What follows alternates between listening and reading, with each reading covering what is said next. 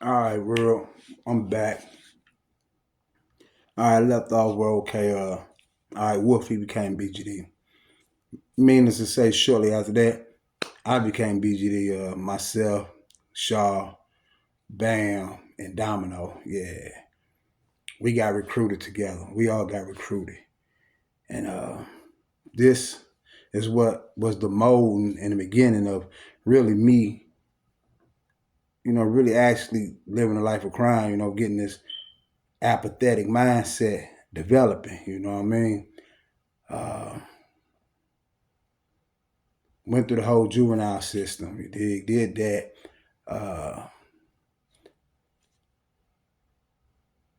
I say it was like probably 88, 87, 88. Uh,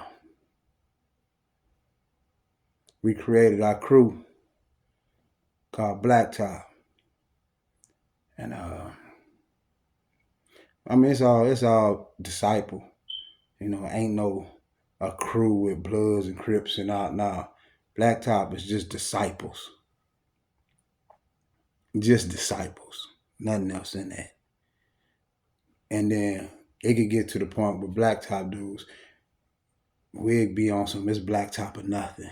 We get on that. We've been on that. We've been on that. You dig?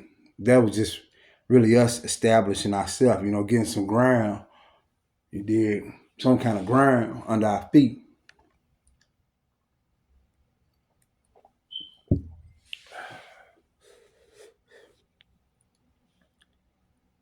But once we got that established, it was really about getting our identity. Make sure we had an identity. And accepting the nuggets that came along with gaining that identity, man. Just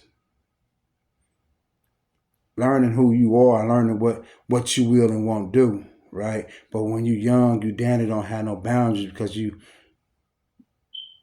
your mind only goes so far. You know what I mean? You only know what you know at that time.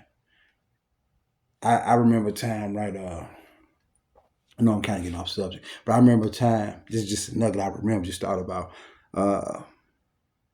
This cat in our neighborhood named Snowboy, right? He was probably the first blood that I ever met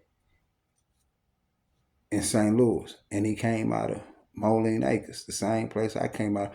He was a blood back then, but he was just a dude that played football, went to Riverview, real name Byron Kyle, rest in peace. But I think I was about 14. He had to be like 17 or 16. He was around there. He was driving, so he was 17. I ain't had no whip yet, and he had no license. But I call myself stepping up and doing dumb shit, right?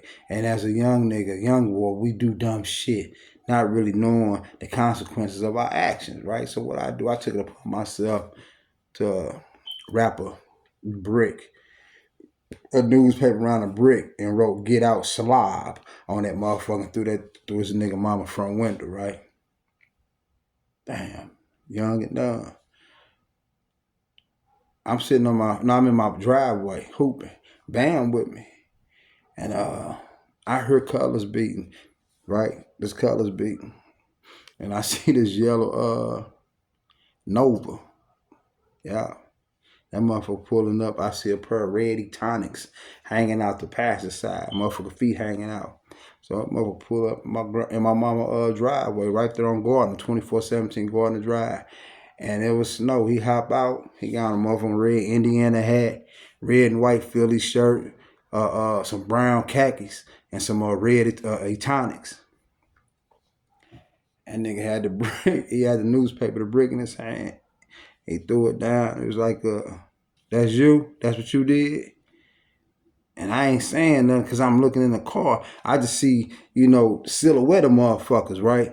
But on the backside where you see through the window, it look like it's a motherfucking pipe, but it's a gun. It's a banger, right? I see the motherfucker, and everybody knew Snowboy had guns back then, and everybody knew Snowboy was a hitter. I just didn't understand how y'all see Byron like Snowboy when I grew up with him. I didn't see him like that, but he finna address that shit right now. This is a nugget for me. You dig? This ain't no plaything. So he threw the brick down, the rock down, and he said, "Why would you do some dumb ass shit like that, nigga?" I'm like, "Nigga, I thought we was beefing." He said, "What? You thought we was beefing? Nigga, I ever shot your mama house up?" I said, "No." He said, "Nigga, I ever kidnapped one of you niggas?" I'm like, "Nah." "Nigga, I ever shot you?" I'm like, "Well, nigga, we ain't beefing, nigga. Nigga, you a G, nigga, you better be a G, nigga.